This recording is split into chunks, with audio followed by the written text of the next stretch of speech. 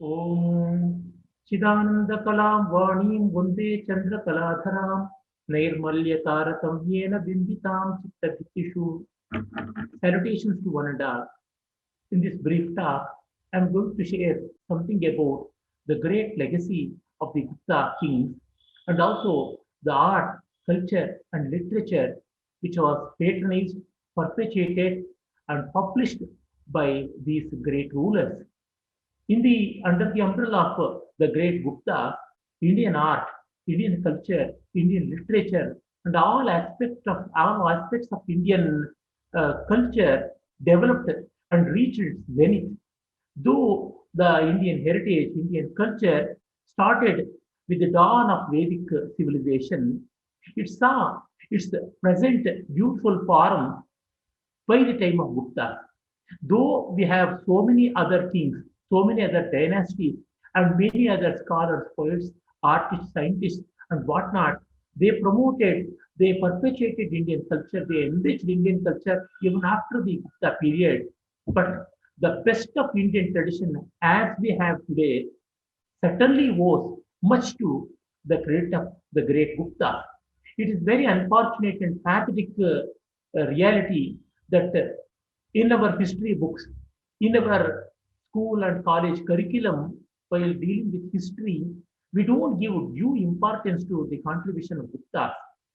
Unfortunately, this has become the rule in so many states also, not to speak of other countries. Everywhere, while teaching Indian history, Guptas have been not given the due credit. Though certain pages are devoted, it is all half-hearted and left-hand compliment. The truest aspect of the Gupta legacy has to be explored further and further.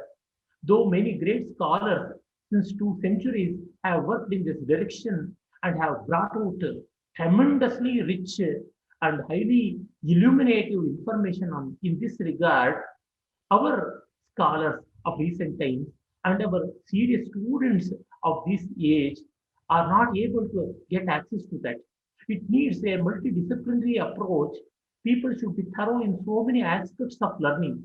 They should be Sanskrit scholars, they should be Prakrit scholars, and they should be knowing an amount of Greek also. Apart from that, they should be well versed in so many sciences and arts, starting from astronomy, philosophy, while dealing with Buddhism, Jainism, Sanatana Dharma, and all the Vedangas. Apart from that, various sciences connected with Dharma, Artha, Kama, and Moksha, and also various art forms like Gita, Nritya, Vadya, Chitra, Shilpa, Sahitya, and many things. In brief, all the 64 arts, as mentioned by Vatsyayana, should be known to people who want to explore and expound the contribution of the Gupta.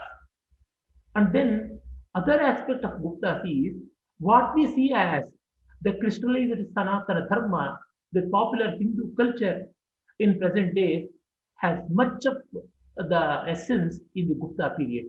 All that we see here now owes much to that great period of the Gupta golden era.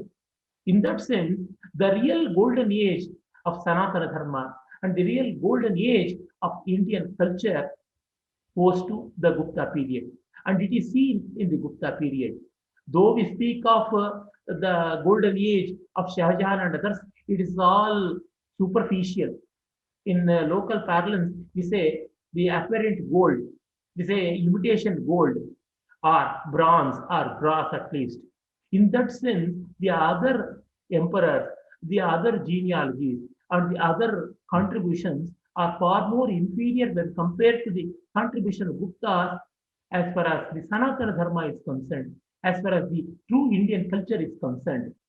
In the period of Guptas, our Vedic literature, our Puranic literature, our Shastric literature, our arts, both plastic and performing, literary and scholarly, everything got revamped. Everything got a new charm, new luster, and everything was revisited, reshaped, further perpetuated, burnished, and polished.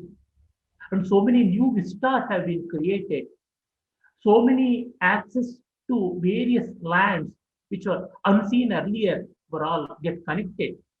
That's why we have the Southeast Asian culture, what we see, has been completely influenced by the Gupta.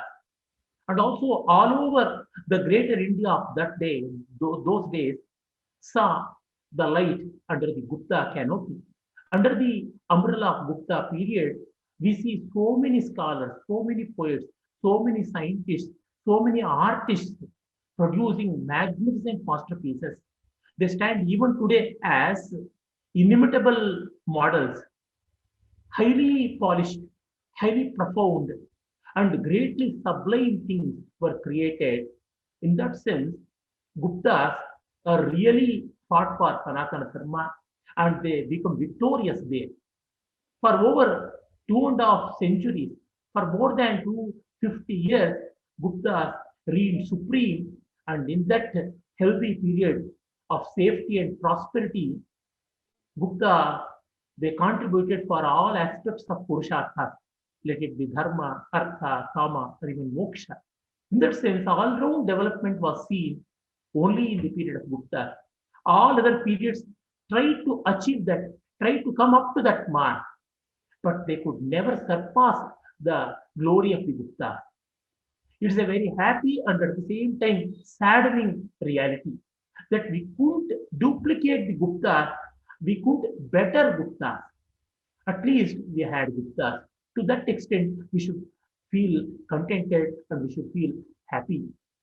Though it is very, very vast, I try to be brief because we know, as in the words of Bhamaha, Sankshepa Rachayo Janaha, people of our times like only brief presentation. They are content with small little things. They don't want to go to vast and deeper things. Dikheda yaiva vistaraha. That's what Bhamaha says, a product of later Gupta. Dikheda yaiva vistaraha. It's very taxing to the brain if anything is elaborated. Gupta contribution to Indian art and literature. First, I shall take up literature. Sahitya includes both creative and non-creative. Instead of making such distinction, it should be said fiction and non-fiction, because creativity is a lot more present in sciences also, in things which deal with the head, in things which deal with analytical acumen. We shall consider first with the Vedic literature. All the Vedas, the Vedangas, and also various texts connected with the Vedic Samhitas were all fully developed long, long ago. Before several millennia, they were all developed. But by the time of Gupta, they started writing commentaries on the Vedic literature that included Shiksha, Vyakarana, Chandas, Nirukta, Jyotisha, the six limbs of the Vedangas. And that's why we see many commentaries and sub-commentaries, and their genre certainly got multiplied by the period of the Guptas. And the Smriti literature was fully developed. Smritis like Katyayana, which are authored by Katyayana, Narada, Brihaspati, Parashara, or at least the Smritis known by these names, were all codified. And even the earlier Smritis like Manu, Yajnavalkya, and Parashara, they got re-edited. And even the Dharma Sutras, Griha Sutras, Shrauta Sutras, they belong to the Kalpa Sutra lore, which is one among the six Vedangas. They got their commentators in this period itself. Though we are not very specific and we are unable to fix the exact dates of these commentators, we can infer from the internal evidences of the available commentaries that much of this literature was produced during the period of the Guptas. Thus, we have the Kalpa Sutra, which takes the lion's share in the Vedangas, got enriched in the period of Gupta. In the tradition of Vyakarana, we have a great personality like Bhartrhari, who belonged to the later Gupta period. In Bhartrhari's Vakyapadiya, for the first time we see an elaborate exposition on the philosophy of grammar, Vyakarana Darshana, or Shabdashastra Darshana. And he also speaks a lot about the abstract concepts of Kala Samuddesha, Kriya Samuddesha, and also the aspects of Parapashyanti, Madhyama, Vaikari, and other aspects of the language, the sound. And that became the fountainhead of further discussions up to Nagesha Bhatta, which continued. And even we see the inspiration for Anandavardhana's Dhvani Siddhanta in Vakyapadiya. Like that, Vyakarana got a great boost by this time. And also, from the Sutra Paddhati, we went to Prakriya Paddhati. Sutra Paddhati of Vyakarana which is being understood by the Ashtadhyayi as codified by Bhagavan Padini, had its own difficulties. Though it is a very great system, people wanted to have the sutras being rearranged for various chapters, something like the Subanta Prakarana, Tiganta Prakarana, the chapter connected with nouns, the chapter connected with verbs, the chapter connected with adjectives, the chapter connected with semantics and syntax, like that Karaka Prakarana, Sandhi Prakarana, like that.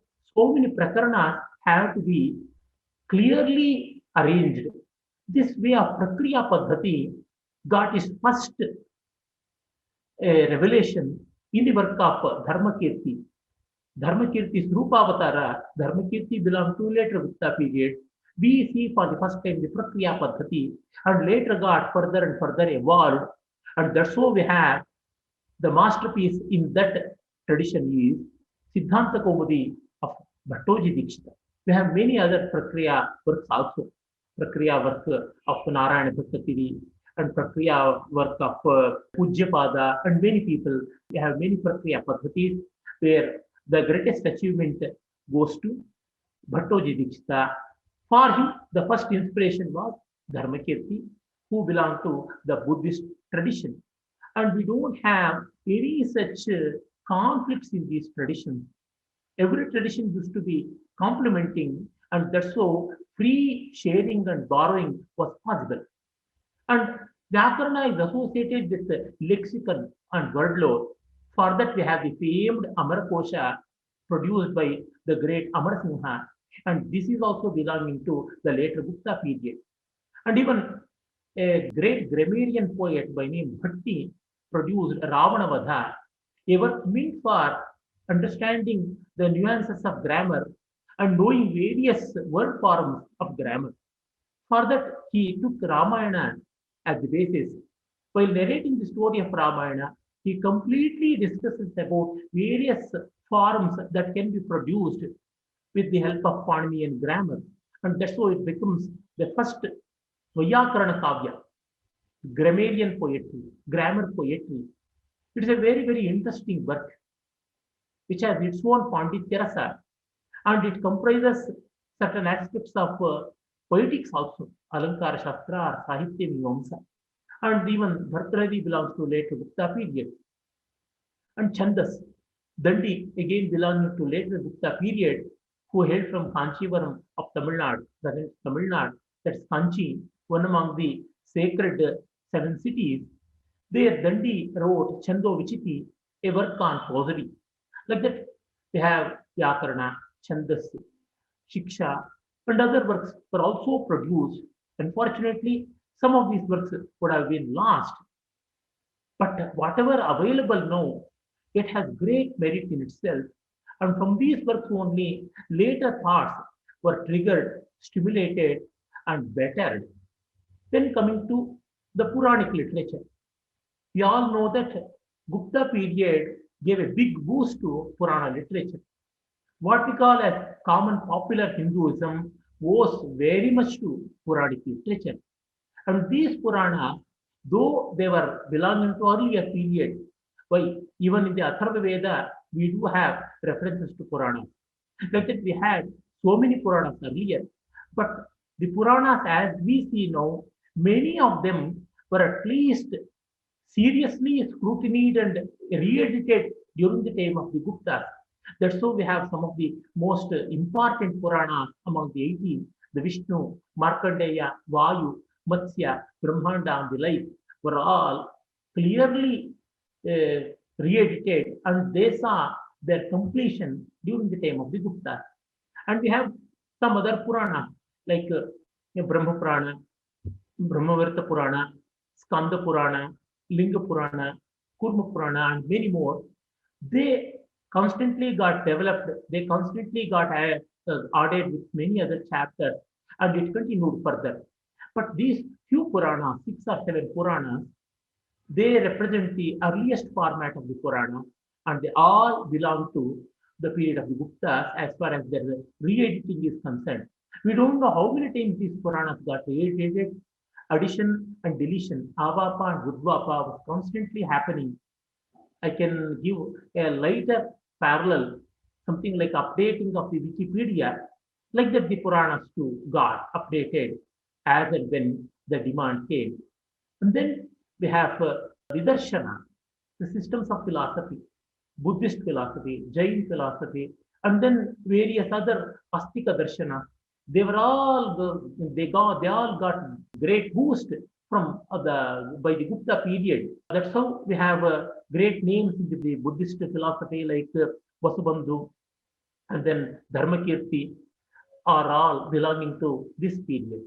And even many of the Jain tenets were codified during this period. In this period only, we see a clear shift of writing works on Jainism and Buddhism in Sanskrit itself.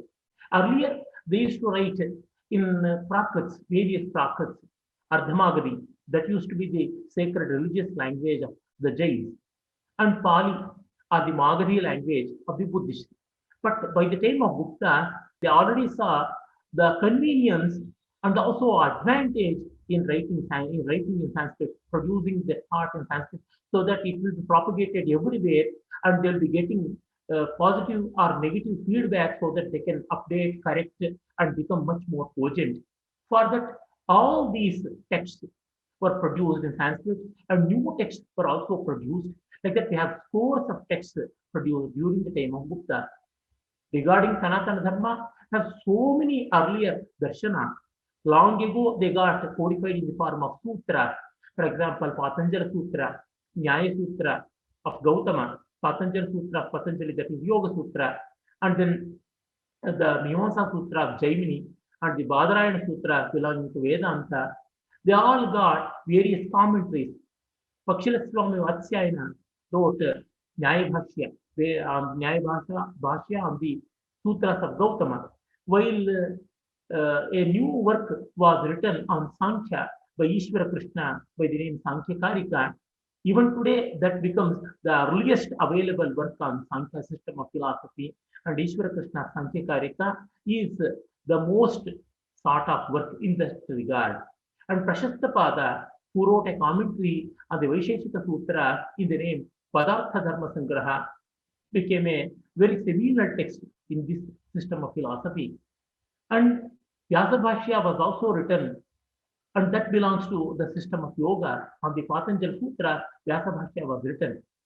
And even commentaries on the Jaimini Sutra Bhashya written by Shabarabhadra Swami were also available from the Gupta period onwards. Kumaril Bhatta, very great name, wrote 3 works on this Bhashya: Shlokavartika, Tantravartika, and Tuktika. And perhaps his contemporary, senior or junior by name Prabhakara, he wrote a great work by name Brihati, a commentary on the same Bhashya, that is Shabra Bhashya, that opened a new system of philosophy in the Mimamsa section itself. And that's how it is called as Guru Mata or Prabhakara Paddhati. While Kumarila wrote these 3 Vartikas, and they paved the way for Bhatta Mata. That's how Guru Mata, it is Prabhakara Mimamsa, and Kumarila Mata, that is Bhatta Mata. These are the 2 branches of Purva Mimamsa, and these 2 people again belong to the later Gupta period.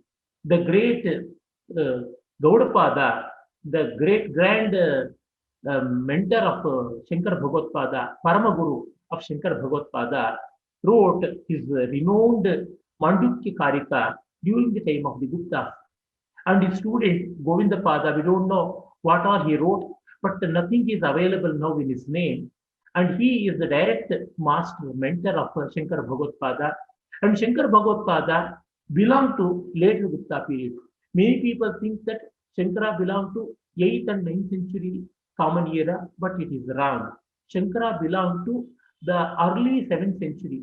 In this period, that is in between these 2 years, 32 years of span from 632 to 664, between this period, Shankar Bhagavad who lived. This is the research which has been long ago done by great stalwarts like Kuppuswamy Shastri and Srikanta Shastri and modern scholar Govind Chandra Pandeya and earlier scholar Sachidanandendra Saraswati and many other scholars.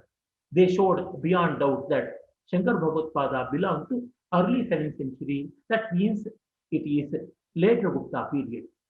That's so the crystallization of Vedanta and the zenith of Vedanta, which was reached by the time of Shankara, again was much to the Gupta period.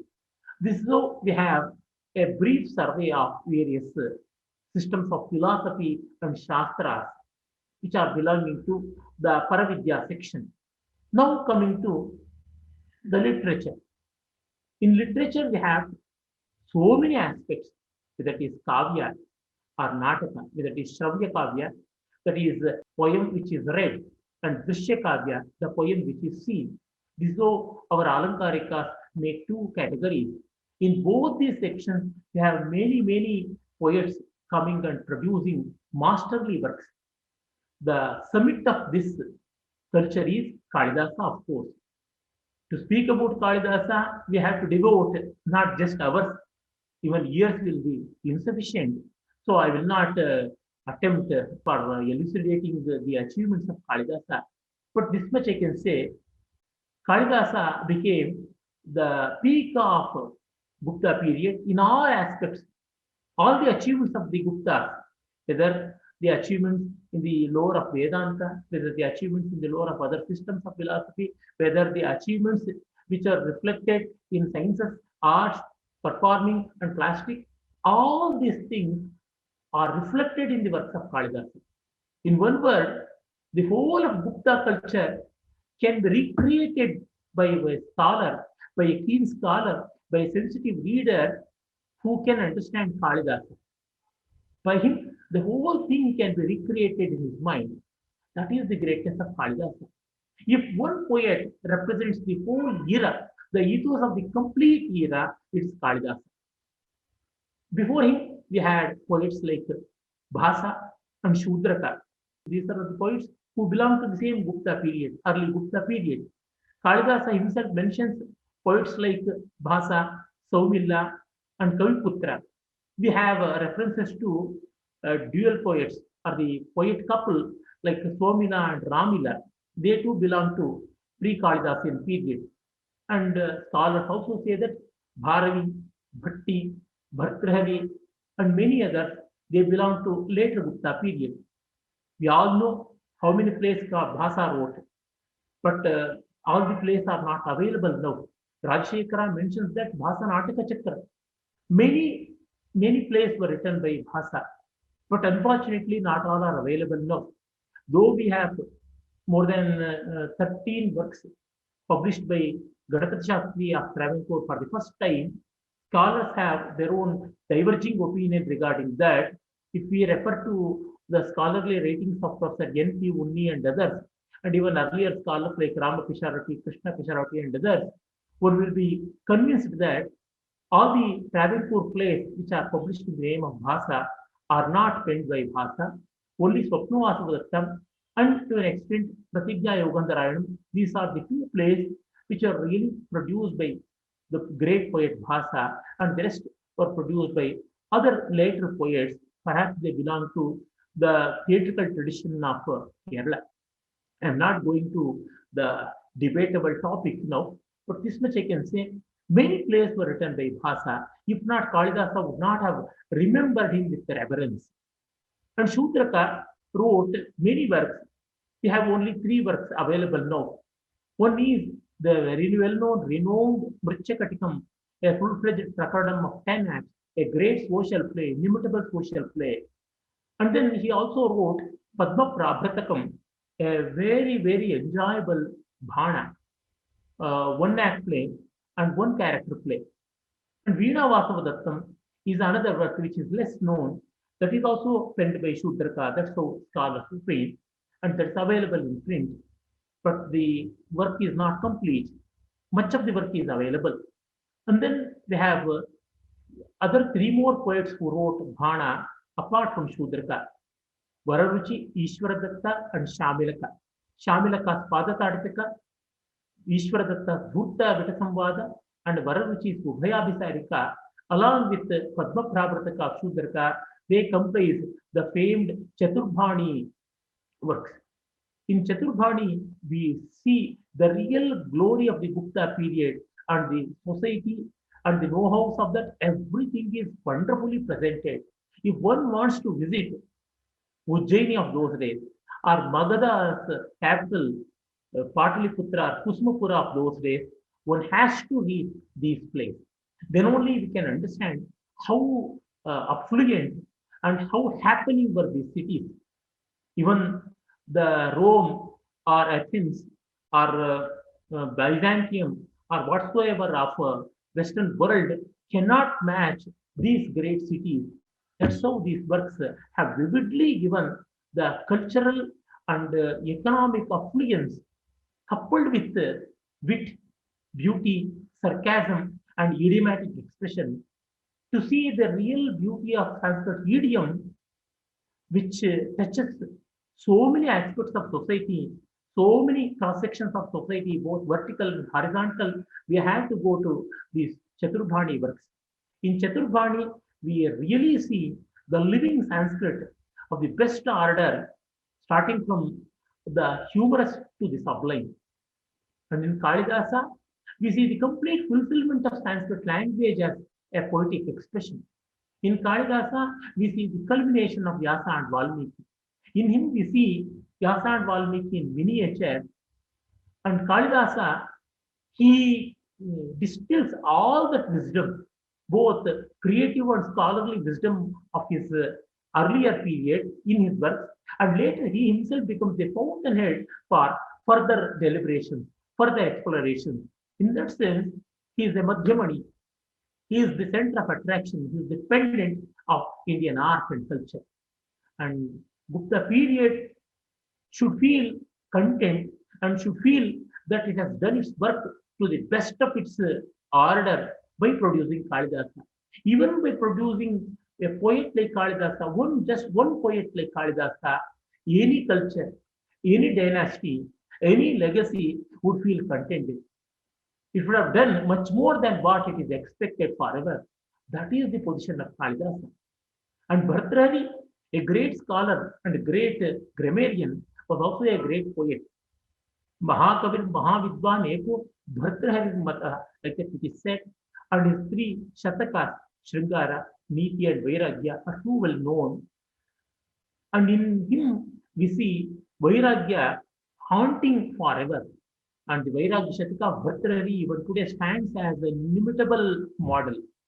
No other work which succeeded after Bhartrhari's Vairagya Shataka couldn't make an impact, and it's a sad but a hard reality.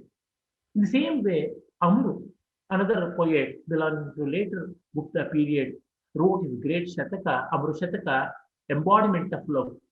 Amruka Kavi Reka Shloka Prabandha Shatayate. That's how a saying goes in Sanskrit. And the greatest critic of Indian heritage, Anandavardhana, he says, he declares openly that Prabandhayamana, every verse of Amruka can match with a great full-fledged work of literature.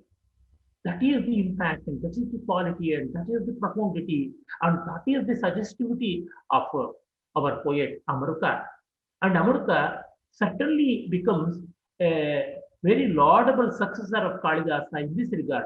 If Kalidasa reached zenith in Sringara, he takes to a further greater height. Amruka takes it to a further greater zenith. And in that sense, Amruka became the hallmark of love, hallmark of love, which is unalloyed, unpolluted, and none could match him in the later days. Even today, he stands as a great testimony of Indian sensitivity, profound sensual pleasures, which are not at all polluted by physicality. In America, the physicality is subdued to a great extent, and emotions, the psychological aspects, and the deeper aspects of human nature, they take the forefront. And in Prakrita, we have great works like Setubandha of Pravarasena, who belonged to Vakataka dynasty, and also associated with Gupta, for Vakatakas had marital relationships with Gupta, and Vasudeva Hindi, another work in Prakrita, written by two poets by name Dharmadasa and Sangadasa, both belong to the sect of Jainism, and Paumacharyu of Vimalasuri, an adaptation of Valmiki Ramayana with a lot of changes which are not that welcoming, of course, but that became the bedrock of Jain Ramayana literature. He too belonged to the early Gupta period. And then we have many other poets like Ghatakarpara, who wrote Chitrakavya, Yamaka Kavya, and many other poetesses were also belonging to this period. We do have references to such poets in various Subhashita compilations. I'm not going to those details for paucity of time. And coming to other Laukika Shastra, utilitarian sciences, we have something like Ayurveda, a great science, medical science, where Vagbhata, one among the three munis of Ayurveda, belong to later Gupta period. In Vagbhata, we see the fullest development of the Indian medical system. After him, not much has been added to this lore of medicine. After Charaka and Sushruta, it is in Vagbhata we see the culmination of both the systems, and Vagbhata wrote two works, Ashtanga Sangraha and Ashtanga Hridaya. And then sciences like elephantology was also developed, and we have a great work by name Hastyayurveda written by Palakapya Muni. It's a very voluminous and very, very interesting work. We get so much of information regarding elephants, elephantology. And then Shalihotra Sashvashastra deals with horses and science of horses. They have development of mathematics to a great extent. All great Indian astronomers, like the great luminaries, we have Aryabhata, Varahamihira, Brahmagupta, and others, they belong to the Gupta period. They wrote many works on astronomy and astrology. Of course, they also wrote so many other works. For example, Varahamihira wrote encyclopedic work like Brihat Samhita, which deals with so many subjects, so many sciences, and so many technical subjects are all covered there. Starting from water divinity to the sciences of seasons, we have many chapters devoted to various learnings, whether it is a science, whether it is connected with the perfumery, Gandhayukti or Gandhasara, or connected with the nature of behavior of men and women, and also nature of animals, both domesticated and wild. We have many, many verses devoted to such features in Varahamihira, Varahamihira's Brihat Samhita. In Sanskrit tradition, encyclopedic works are very many, and this becomes the first of its kind in Indian lore. And that's so Varahamihira has a big role to play in molding the Indian ethos and Indian intellectual tradition. And he wrote other works like Brihat Vivaha Patala, and then Yoga Yatra, Khandakadya, Dhanyagraha, and many more. In coming back to Aryabhata, Aryabhata for the first time told about the nature of earth and also the rotary motion. And he wrote three works, Dashagitika, Aryastashata, and Aryabhatiyam. Brahmagupta wrote Brahma Siddhanta. Like that, many, many scholars who wrote treatises on mathematics, astronomy, and astrology, and the legacy of Jyotisha as Vedanga was further and further perpetuated. And they are very, very open-minded and objective that we can see from their own works. And we have works connected with erotism in the narrow sense. But in the truest sense, it is the science of enjoyment in total, and that is Vatsyayana's Kama Sutra. In Vatsyayana's Kama Sutra, we see so many aspects of happy living, cultured living, a life of taste. And Vatsyayana Malanaga wrote this, and he codified his work when he was following very strict, disciplined austerity of brahmacharya. It's a very revealing and eye-opening fact that a work on karma was written by a sage who was in brahmacharya. In this Vatsyayana Kama Sutra, we have references to 64 arts, and we have references to the ways in which a cultured person can lead his happy life. Nagaraka Vrittamta, one among the chapters of Kama Sutra, has a great role to play in the later life of Indian culture. And Kalidasa's works, they owe so much to this work of Vatsyayana. Kalidasa has taken so much from the astronomers, from people like Vatsyayana, from sages like Bharata, and from Vedic lore, and so many corners he has gathered his knowledge and he amalgamated them, and that wonderful alloy is rasa in his kavya, the aspects of art that includes sculpture, architecture, painting, music, and dance. Now we shall look into sculpture. Unfortunately, because of the invasion, so many beautiful structures were destroyed and they were reduced to ashes and dust. By God's grace, we have here and there few works remaining. By then, we have to extend our imagination and understand how the Guptas achieved this great work of art.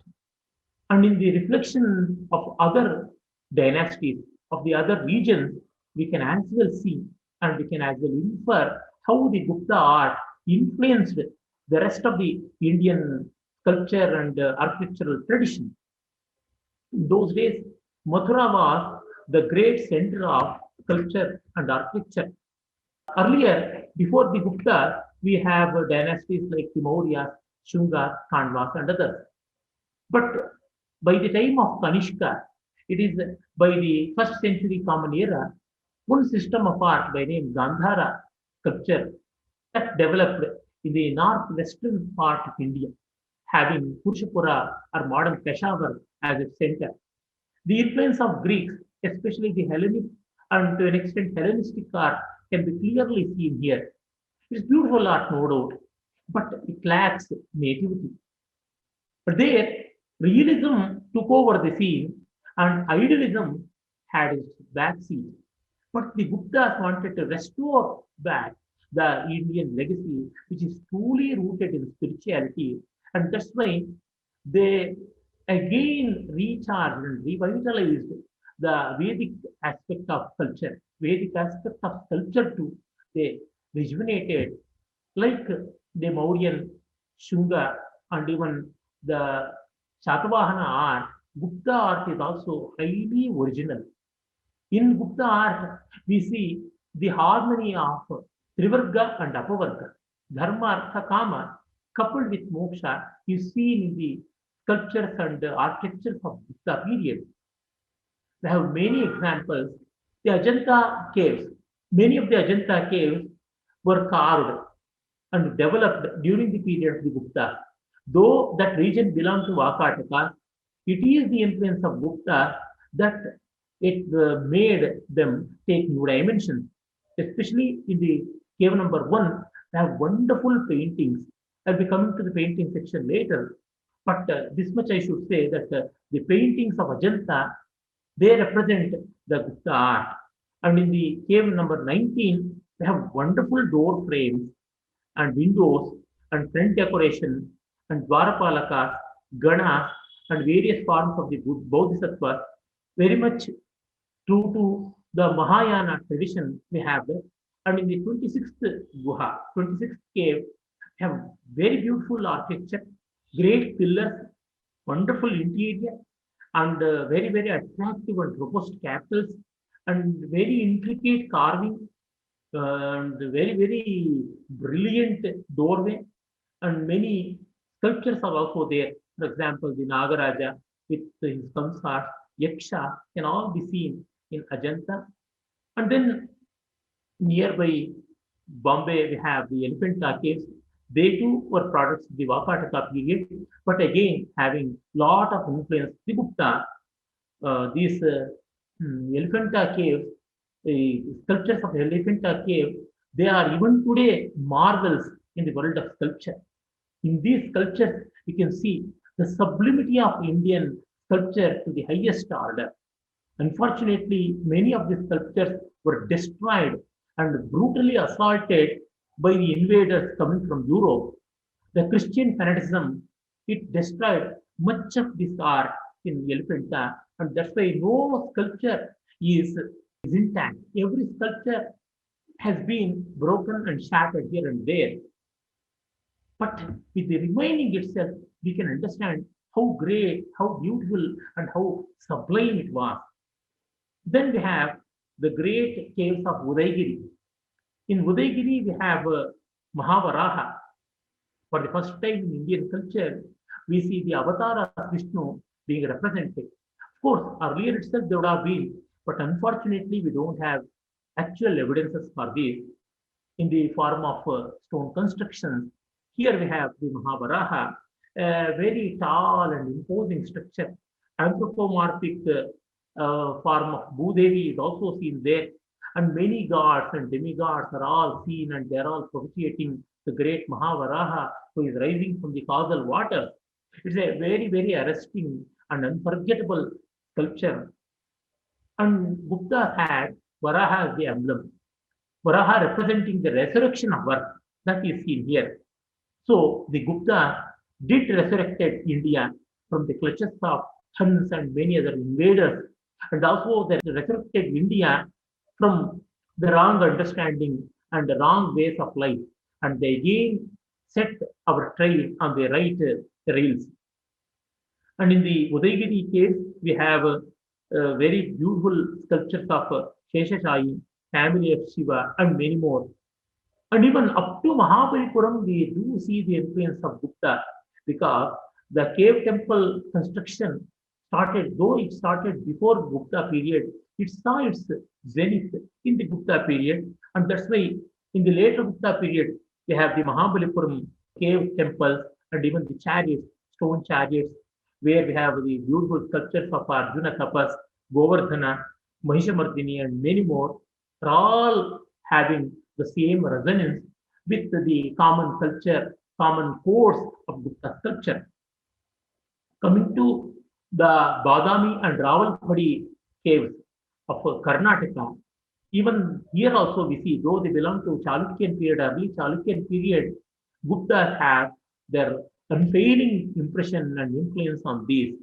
From these sculptures and architectural monuments, we can understand how were the Gupta artists.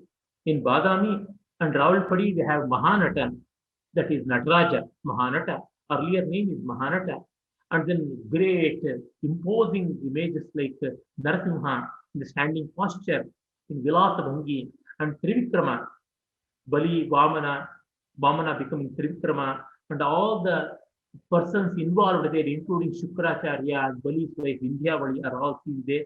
And we have the images of synthesis for Samarasya, Hari and Hara as Harihara, Shiva and Shakti as Ardhanarishwara are all seen here.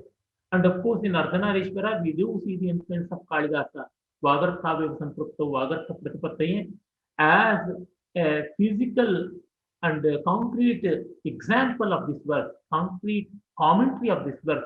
We can see Ardhanarishwara of Badami, Varaha again in very many forms, and then Paravasudeva, Mahavishnu reclining on Sheshashaina is all seen here, and many Mithuna sculptures and Salabanjikas are all seen. Again, we have the influence of Kalidasa, Amaruka, and other poets on these sculptures. This is how in sculpture and architecture we have many such marvelous examples that have been influenced by the Gupta. And from here, as they have a Latin medium, Pedia Herculum, By looking at the foot of Hercules, we have to imagine his tall and hefty body, imposing body. Like that, we have to get inferences from these. Apart from these cave temples, Guptas developed full-fledged temples also, three-dimensional temples, which were built by bricks and stone. In Devagad, in UP, Uttar Pradesh, we have this famed Dashavtar temple. There we have three great panels, every panel showing one or the other story. One my panel shows Sheshashayi, Mahavishnu reclining completely Adishesha, and he has opened his beautiful foods, and Lakshmi is attending him at his feet. Happily, she is attending at his feet, and two Ganas are present. And from the navel, a lotus has emerged, and on the blue lotus, we see Brahma sitting. And to propitiate Mahavishnu, Indra on elephant Airavata, Shiva on the bull Nandi, and Skanda on his peacock have all arrived. And in that way, in a small panel, so much of scenic beauty is created, and vividly every detail has been presented, and that itself shows the masterly art and masterly hand of the Gupta period sculptors. And the face of Mahavishnu, Lakshmi, and others are all filled with serenity and sublimity. And below Mahavishnu, we have five images of men and one image of a woman. People infer that as Pancha Pandavas and Draupadi, and there are many interpretations also. But it's very, very beautiful and grand. If it were to be the representation of five Pandavas, we can clearly see who is Dharmaraja, who is Bhima, who is Arjuna, and who are Nakula Sahadeva, and of course Draupadi is very attractive and imposing. And in the at the door frame, we have below Ganga and Yamuna. Ganga standing on her vehicle Makara, crocodile, and Yamuna standing on her vehicle Kachapa, tortoise. This way of representing the sacred rivers on the door panels came to existence only after the Gupta period, and this continued for many centuries. And Lakshmi's image is seen everywhere. Lakshmi becoming the symbol of prosperity, beauty, and happiness. The beauty of Devgad temple, that is known as Dashavtar temple in the recent era, is manifolded. I told about one panel, that is Sheshashayi with Lakshmi and other deities along with the Pandavas and Draupadi. And the next panel, it's at the behind, it's exactly at the hind wall of the temple, carries Naranarayana. Naranarayana, the two twin sages, supposed to be avatars of Mahavishnu, and there Narayana creating Urvashi. Urvashi is the renowned heavenly damsel, and she was just created on a spur of a moment by Narayana just by slapping on his thigh. Urudbhava Urvashi, like that. It has been told in the Puranas. And Kalidasa too mentions about this aspect of Urvashi in his very well-known play Vikramorashiyam. And here you can see how vividly the sculptors have carved this wonderful image. Both Nara and Narayana are sitting in Sukhasana, and while they are carrying the antelope skin on their shoulders. And it's a very typical indication of the hermits. And the antelope skin is well identified with the head and horn. And in the Vedic tradition, especially in the Shrauta tradition, it is said, Yajamana, or the person who is going to perform the yajna, should have this antelope skin along with the horns and hoofs on his back. And so it indicates its fidelity to the Vedic tradition. And then the beauty of Urvashi, which is very well seen in the dynamic posture. And then the other panel, on the side wall of the same temple, we have the beautiful panel that contains the episode of Gajendra Moksha.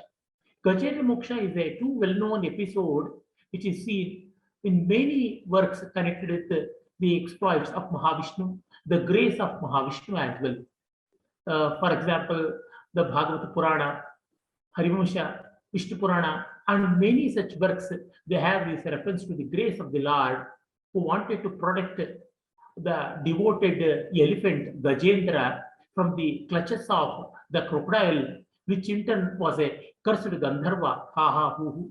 And Gajendra himself was a cursed king by name Indradyumna, who was cursed by the sage Agastya.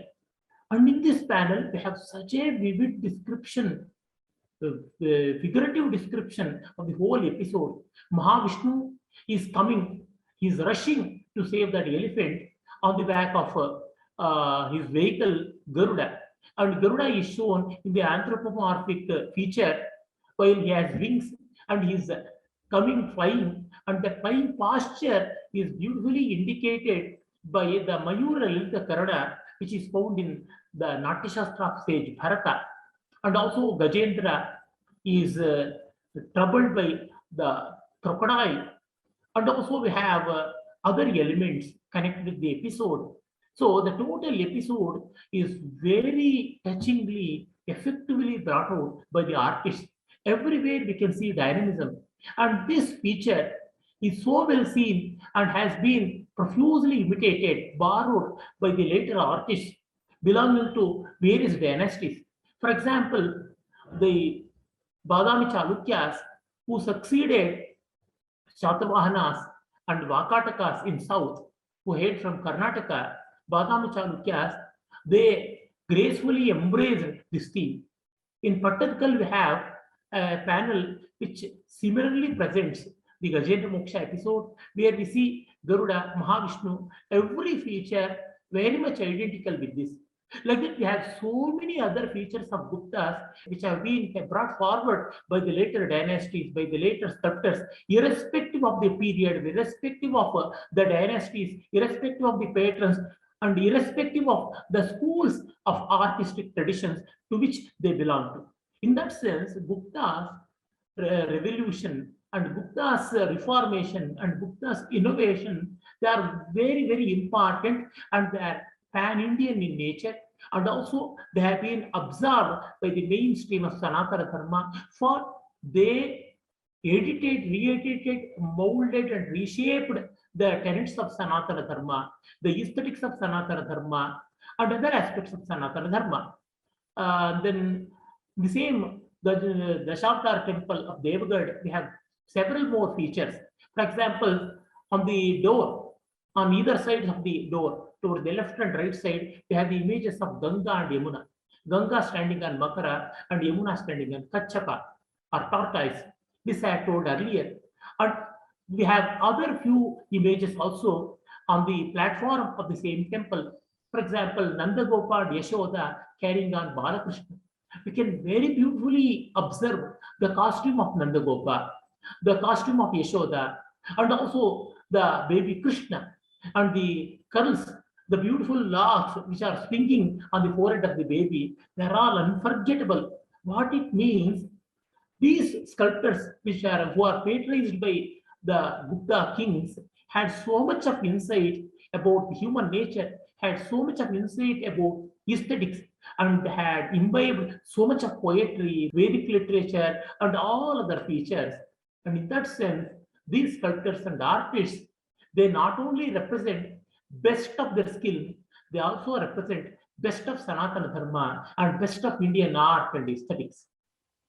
And Gupta, instead of just ridiculing the foreign influence in the name of Gandhara sculpture, they produced positive answer in the form of such divine and serene sculptures, which are highly aesthetic. Even the Buddhist images are very, very great. In contrast to the Gandhara sculpture, Buddhist sculptures of Gupta period are very serene, calm, and inwardly.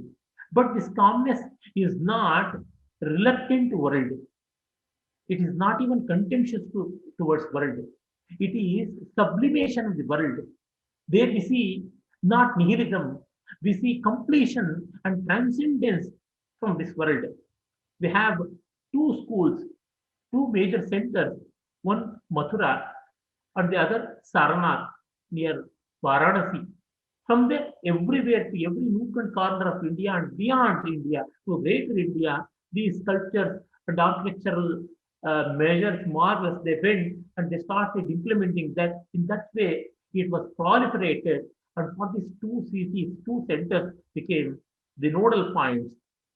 In the Sarnath Museum, we have very beautiful pieces of Buddha images.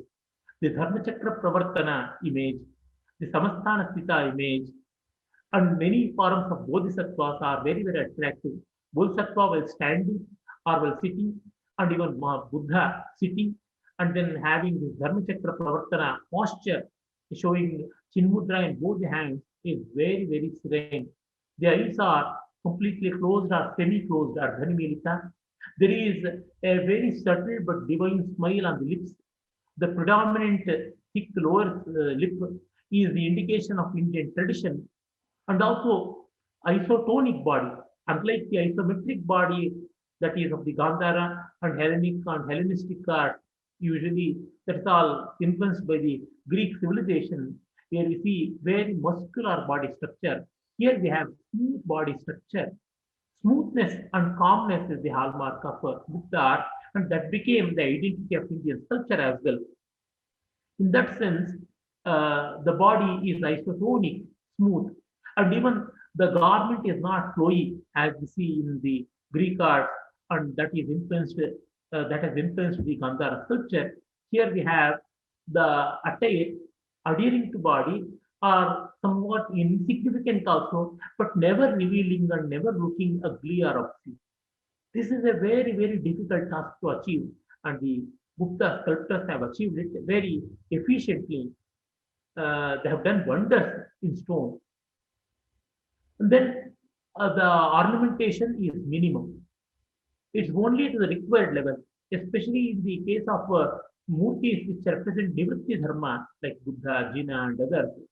We see ornamentation only with respect to the aura behind them, only with respect to the frame and other external decorations. But nowhere the image is polluted with the worldly alankaras, intricacies of filigree work. And then the other images, whether it may be Vishnu, Trivikrama, Chaturyuha, Varaha, Nrsimha, and many more are present. There also, the ornamentation is grand, but it is not gaudy. It's representative, it is representative, but at the same time, it is not eclipsing the beauty of the posture, the dignity of the body, and serenity of the face. In that sense, they have achieved a golden mean. And all these images, they are not blindly following the rule. They are following creativity subordinated to imagination and Shastra or rule coming to the aid. In that sense, Vyutpatti or erudition subserving imagination or Pratibha. This is the hallmark of Indian art and Indian culture. As in the words of Anandavardhana, अव्युत्पत्तिकृतो दोषः शक्त्या संव्रियते कवेः किं प्रशक्तिकृतो दोषः तझटित्यवभासते. That is how we see all that erudition and all the prescriptions getting subordinated to imagination and originality. So, lot of Natyashastric postures, Natyashastric hand movements, Natyashastric hand gestures, and Natyashastric elements in connection with the dynamism and static posture can be seen in these images. This is so much of dynamism, but not at all agitating. So much of tranquility, but never becoming static. This is all comparable to the beautiful poetry of Kalidasa. In Kalidasa Trigvamsha, we have Jugopatmanam Atrastha Agridho Jugopatmanam Atrasto Bheje Dharma Manaturam Agridhur Adade Sorthan Asakta Sukhaman Babu. Dilipa, in the very opening sarga, is described as who protected his body without the fear of death, who earned money but without any avariciousness, who enjoyed pleasure without lust, and who at the same time got detached and followed the worldly enjoyment as a saint, Rajarshi. That is how we see these sculptures also representing Iha and Para, Pravritti and Nivritti, Trivarga and Apavarga in a profound manner. In that sense, Indian philosophy, Indian way of life, the positive nature of Indian worldview, which is doing justice to both the worlds, Iha and Pravritti and Nivritti, can all be seen, can all be felt and read on the faces of these great images of Gupta period. We have Shivalingas also available in many forms. Ekamukha Shivalinga available in Udaygiri and Ashtamukhalinga, like that many are there. Ashtamukhalinga immediately getting connected to Ashtamurti and Ashtaprakriti. Ashtamurti of Shiva and Ashtaprakriti of Vishnu, as mentioned in Bhagavad Gita. And then we have a lot of achievements, greater achievements in coining also, in coin minting. Numismatics as a science has seen its golden period in the period of Gupta. In the Gupta golden age, we have maximum gold coins. Nowhere in the Indian history we get so many gold coins of so much of quality and quantity.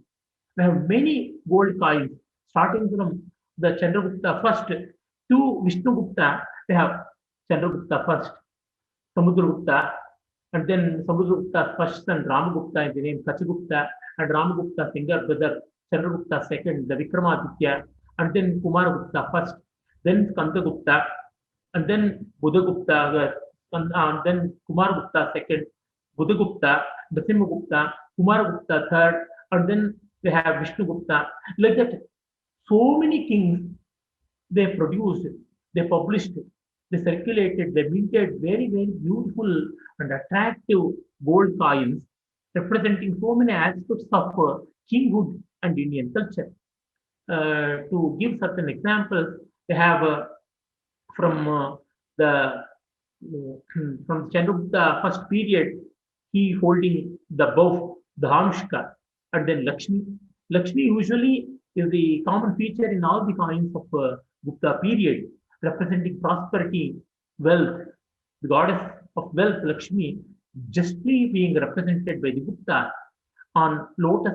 She is sitting, sometimes standing, and then the king riding a horse or riding an elephant in the case of Kumaragupta, and then performing the horse sacrifice Ashwamedha in the case of the Samudragupta, and then playing the lute against Samudragupta, and slaying a lion or tiger, Kumaragupta, and even Chandragupta second, and Skanda, and then coronation. Like that, there are so many coins, and in some coins, king is holding a flag representing Chakra Dhwaja, and sometimes having Garuda Lanchana representing the Vishnu vehicle. Like that, we have so many beautiful designs. Everything is original, everything is innovative, and everything is pure. Nowhere we see cheapness or imitation, and that is the beauty of Gupta's coins. Then we have paintings. As I mentioned earlier, in the caves of Ajanta itself, we do see paintings. In the first cave, as I mentioned earlier, we have so beautiful paintings.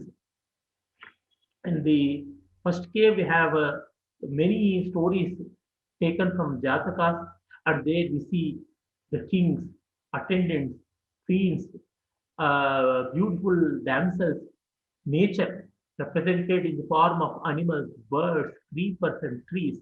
We see beautiful jasmine creepers and then Ashoka trees and very palatial buildings also. We do see three-dimensional sketches there, but at the same time, they're not gaudy and they're not too imposing. They're very sweet and serenity is never missed. And we have the same painting tradition found in the far southern regions also. In Tamil Nadu, we have Chittanavasal.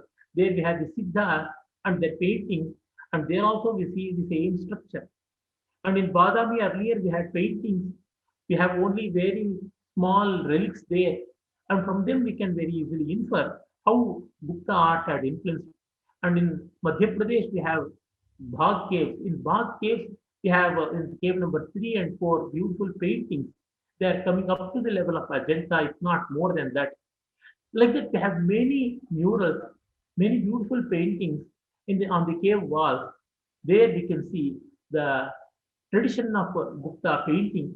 And here I should mention that uh, Vatsyayana's Kama Sutra has a great commentary by name Jayamangala, written by a scholar called Yashodhara. He represents Indian, he gives details of Indian painting and six limbs of that Shadanga of Indian painting while dealing with the 64 arts, which certainly includes painting also. There he says about Rupa Bheda, Pramana, Bhava, Lavanyojana, Sadrishya, and Varnika Bhanga.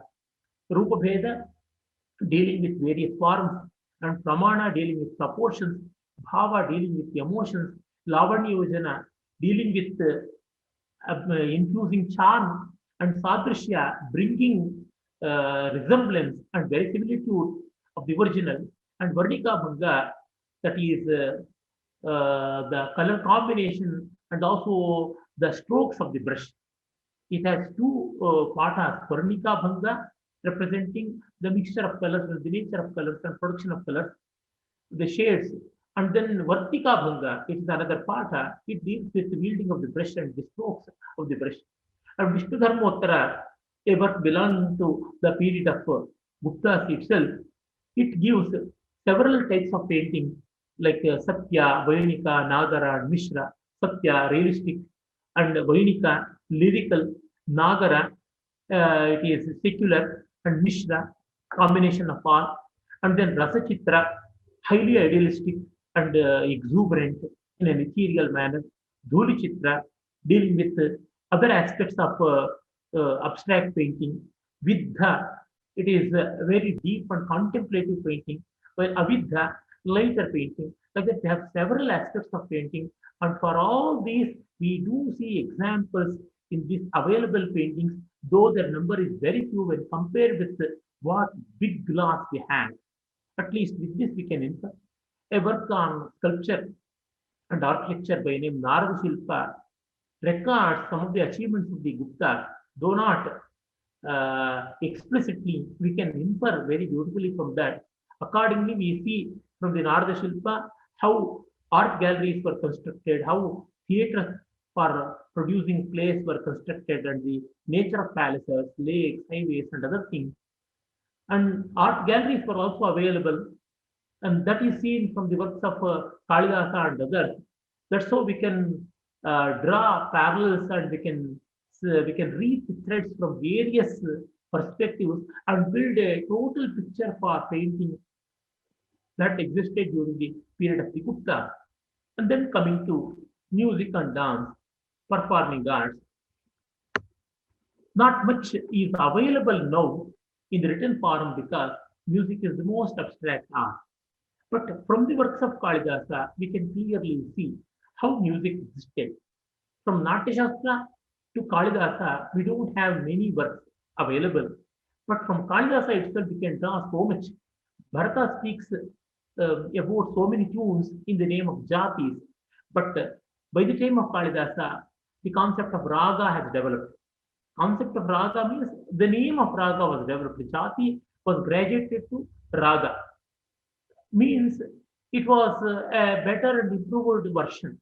Earlier we have Gandhar Grama, and then came Madhyama Grama, and ultimately settled in Shadjak Grama. These developments we see from the works of Abhinav Gupta, Shargadeva, and others. In Kalidasa, for the first time, we come across the name Raga, Tavasmi Gita Ragena, Prasabam Haritam Manaha, like that in Shakuntalam.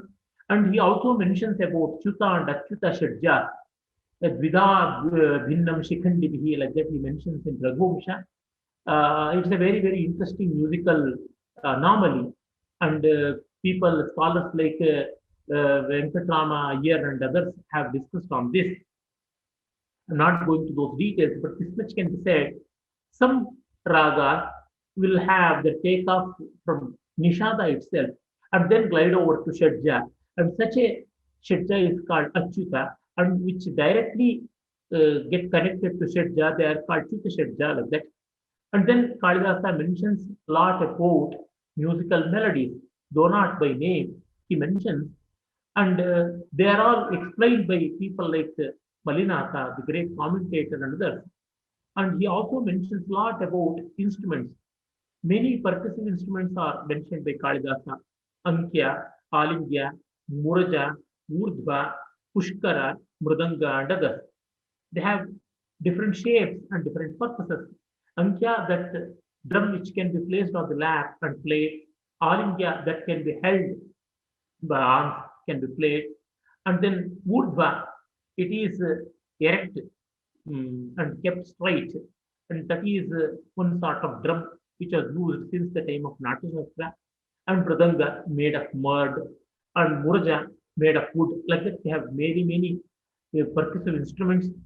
And not only mentioning the names, Kalidasa gives certain playing techniques also, drum techniques also. For example, in the last verse of Malavika first act, he mentions Mayuri Madayati Marjana Manamsi. Mayuri is one technical term that is connected with the drumming technique in particular tune, Mayuri, Ardhamayuri, Karmaravi, like that various technical names are given by Sangeeta Shastrakara. He frequently mentions flutes, various types of flutes. In Kumar Sambhava first canto and in Meghaduta Purva Megha, we come across natural flutes in the bamboos. And then in other plays and works, he frequently mentions about Venu and Veena also. Uh, he mentions how Veena's Shruti, the tone will be spoiled, the pitch will be spoiled if raindrops fall on that. He mentions that in Meghaduta. And how Veena has to be held and how it has to be played. Such subtle details are also given in Raghumisha and other kavyas. Then he also mentions so many things in connection with dance. In Malakagnimitra, we have so many references to dance, starting from the praise of Natya, total theatre, to dance, how to appreciate technical verse like Angayar Antar Nihita Vachanam Sukita Samyagartaha, Shakha Yonir Buduramani Abhinaya, Tanvayatmam Raseshu, like that. While describing the perfect dance of Malavika, Pandita Kaushiki passes her judgment, and this beautiful work is connected with Shakha Yonihi Mrudurabhinayaha. These are all technical terms which are found in Natyashastra also. Bhavo Bhavam Nudati Sakalam Ragabandhas Sayeva, like it concludes. And also the posture, Ayata posture of Malavika at the end of dance, Vamam Sandhis Tivita Valayam Sastamuktam Dvitiyam, like that in that particular verse, the second act of Malavika Dimitram, Kalidasa says, how beautiful was the standing posture, static posture of Malavika. Datta Dasya Stitimati Antam Rajvayatardam, he says, in spite of she standing without dancing, it looks more than dancing.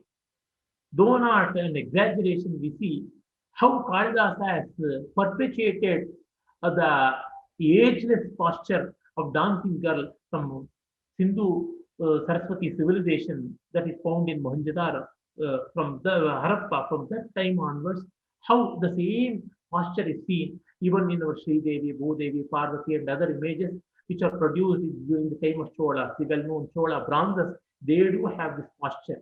And this posture has become the hallmark of Indian female beauty itself. I have written a separate article also on that. Dr. Padma Subramanian has thrown light on this. And then Kalidasa mentions Marga and Deshi dances in Meghaduta first section, that is Purva Megha. He describes how the Devadasis, the temple dancers of Mahakala temple, were dancing to Deshi tunes and Deshi movements, holding hands in their hands.